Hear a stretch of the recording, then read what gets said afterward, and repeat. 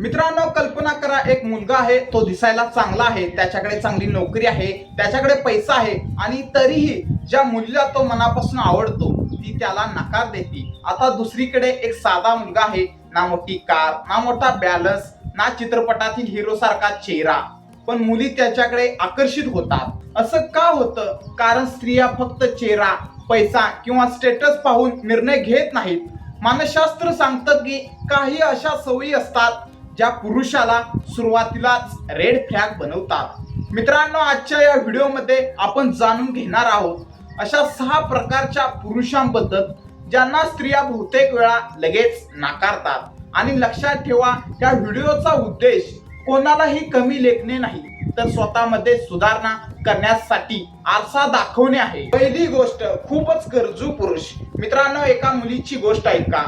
रोहन नावाचा मुलगा एका मुलीच्या प्रेमात पडतो. सुरुवातीला सर्व काही छान चाललेलं असतं, पण हळूहळू रोहनचं संपूर्ण आयुष्य त्या मुलीभोवती फिरू लागतं. ती ऑनलाईन आली की मेसेज, ती रिप्लाय देत नसेल तर पुन्हा मेसेज, त्यानंतर कॉल, त्यानंतर प्रश्न, तू माझ्याशी बोलत का नाहीस?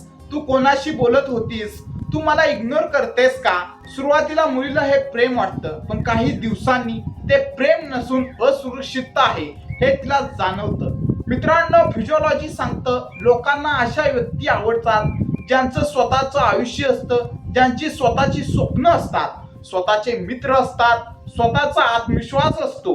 जेव्हा एखादा पुरुष स्वतःचं संपूर्ण सुख एका स्त्रीवर अवलंबून ठेवतो तेव्हा आकर्षण कमी होऊ लागतं. दुसरी गोष्ट, सतत खोटं बोलणारा पुरुष. मित्रांनो, विश्वास कमवायला कितीतरी वर्षे लागतात, पण तो गमवायला काही सेकंद पुरेसे असतात.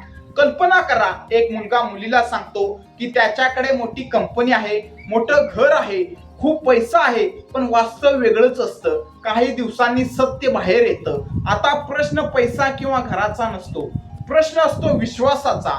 स्त्री विचार करते, आज याने याबद्दल खोटं बोललं, उद्या आणखी कशाबद्दल बोलेल, आणि तिथेच आकर्षण संपायला सुरुवात होते.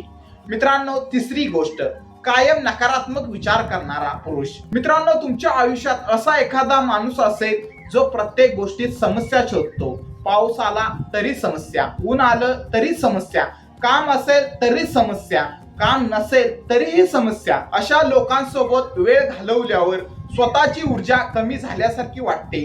स्त्रियांनाही हेच वाटतं. त्यांना वास्तववादी पण आशावादी पुरुष आवडतात, कारण प्रत्येक व्यक्ती आपल्या आयुष्यात आधीच अनेक समस्या झेलत असते, त्यात आणखी नकारात्मकता कोणालाच नको असते. गोष्ट नंबर 4, आत्मसन्मान नसलेला पुरुष. मित्रांनो, एका मुलीने सांगितलेला अनुभव ऐका.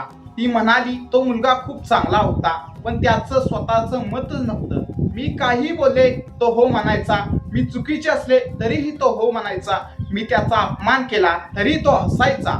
सुरुवातीला हे गोड वाटलं, पण नंतर मला जाणवलं तो स्वतःचाच आदर करत नाही, आणि जो स्वतःचा आदर करत नाही त्याचा आदर इतरही करत नाहीत.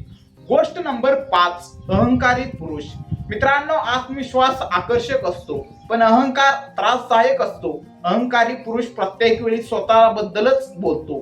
त्याला दुसऱ्याचं बोलणं ऐकण्यास रस नसतो, त्याला फक्त स्वतःचं कौतुक ऐकायचं असतं. फिजिओलॉजी मध्ये याला सेल्फ सेंटर्ड बिहेवियर म्हणतात. अशा व्यक्तींसोबत संवाद साधताना दुसऱ्या व्यक्तीला महत्त्व दिलं जात नाही, आणि जिथे महत्त्व नाही तिथे आकर्षण टिकत नाही.